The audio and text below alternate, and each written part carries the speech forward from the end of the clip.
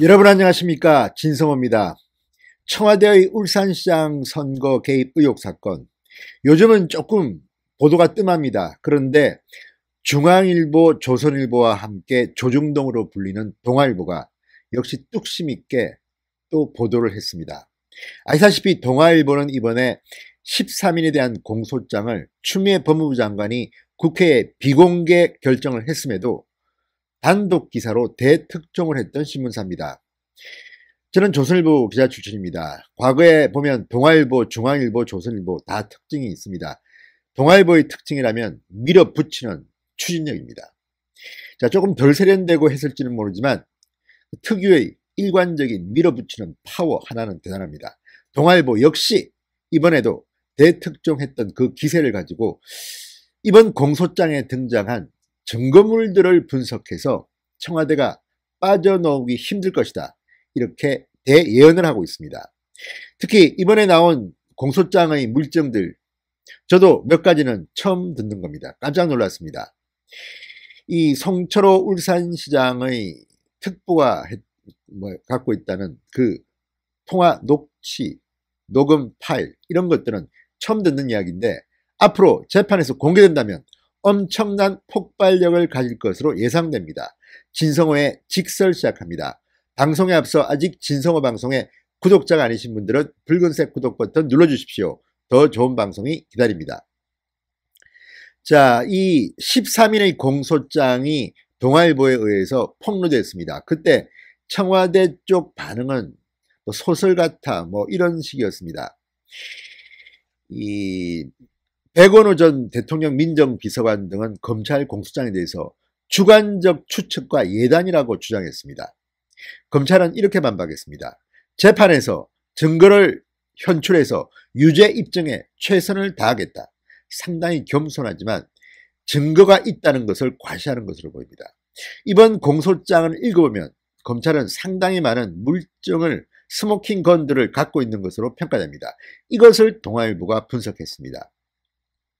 자, 동아일보가 지난달 29일 서울중앙지검 공공수사 2부 김태현 부장검사가 백원호 전 비서관 등 13명을 공직선거법 위반 혐의로 기소하면서 법원에 제출한 A4 용지 71쪽 분량의 공소장에 나온 증거물들을 분석했습니다. 그리고 체계적으로 이것들을 보도했습니다. 자, 확보된 증거물들 상당히 많습니다. 그 중에서 빼도 박도 못하는 스모킹 건을 동아일보는 몇 가지를 추렸습니다. 자, 첫 번째는 송병기 전 울산시 경제부시장의 이메일입니다. 이메일은 어떻게 할 수가 없습니다. 자, 공소장에는 송병기 전 부시장이 2017년 10월 문혜주 당시 대통령 민정비서관실 행정관에게 울산광역시장 비리 개요라는 제목의 문건으로 김기현 전 시장 측근 비의 의혹을 작성해 이메일로 전송했다고 적시되어 있습니다. 자, 검찰은 이 문 전 행정관이 백 전 비서관에게 보고한 문건 등을 토대로 그가 원본 보고서의 제목을 바꿔버리고 김 전 시장 측에 유리한 내용은 빼고 이렇게 편집한 내용을 상세하게 공소장에 기재합니다. 이메일을 지금 확보했다는 이야기입니다. 그 이메일을 보면 청와대와 그동안 했던 해명들, 예컨대 고민정 대변인, 자, 이 범죄 관련 첩보를 입수받아서 제보받아서 그대로 전달했다, 가감하지 않았다, 이것이 사실과 다르다고 공소장에는 적혀 있습니다. 자, 그렇다면 고민정 대변인은 이런 공개 브리핑에 대해서 앞으로 법적 책임은 없을까요? 이 부분도 저는 상당히 궁금합니다. 노영민 비서실장, 대부분 선거 전에 경찰로부터 정기 보고를 받았다. 이번에 드러난 것은 정반대입니다. 9차례가 아니라 21차례, 대부분 18번은 선거 전에 보고받았다는 겁니다. 자, 이런 것들이 지금 공소장에는 그대로 적혀 있는 겁니다. 자, 또 한 명, 이게 저는 처음 듣는 이야기입니다. 정몽주 울산시 정무특보가 있다고 합니다. 정몽주 울산시 정무특보, 휴대전화에 담긴 통화 내용, 녹음 파일 등이 재판 과정에서 공개될지 주목을 받고 있다. 동아일보는 이렇게 전망합니다. 이 휴대폰에는, 정몽주 울산시 정무특보 휴대폰에는 송철호 울산시장과 송병기 전 부시장, 검찰 수사 상황을 공유하고 대책을 모의하는 취지의 음성이 그대로 담겨져 있다고 합니다. 요거 한번 폭로되면 재판에서 아주 재밌을 것 같습니다. 과연 이래도 송철호 시장, 송병기 전 부시장 부인할 수 있을지 재판이 빨리 열렸으면 좋겠습니다.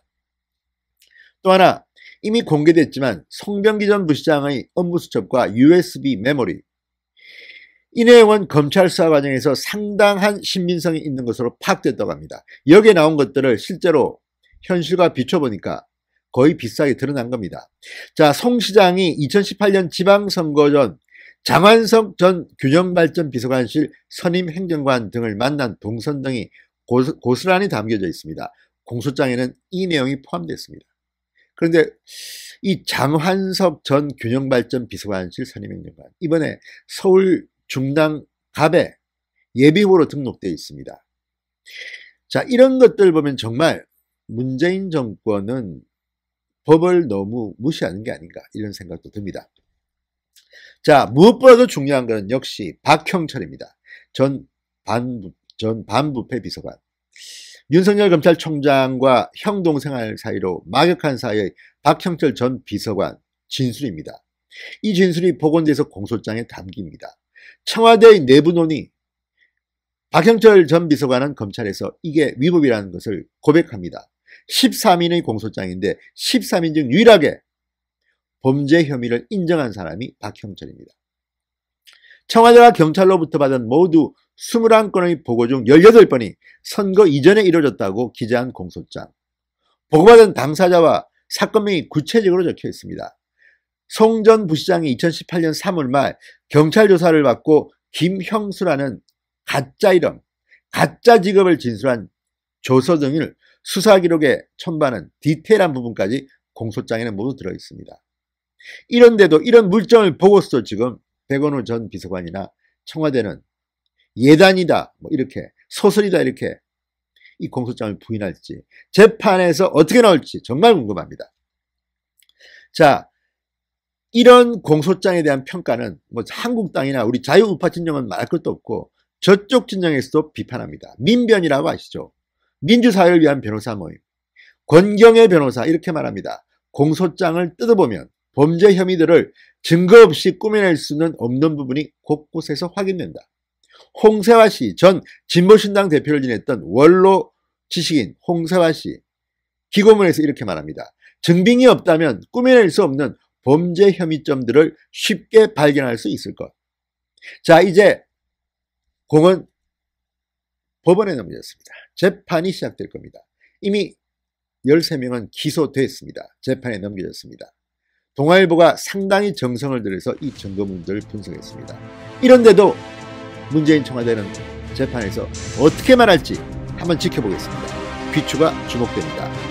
신성호의 윤단 폭격이었습니다. 여러분 감사합니다.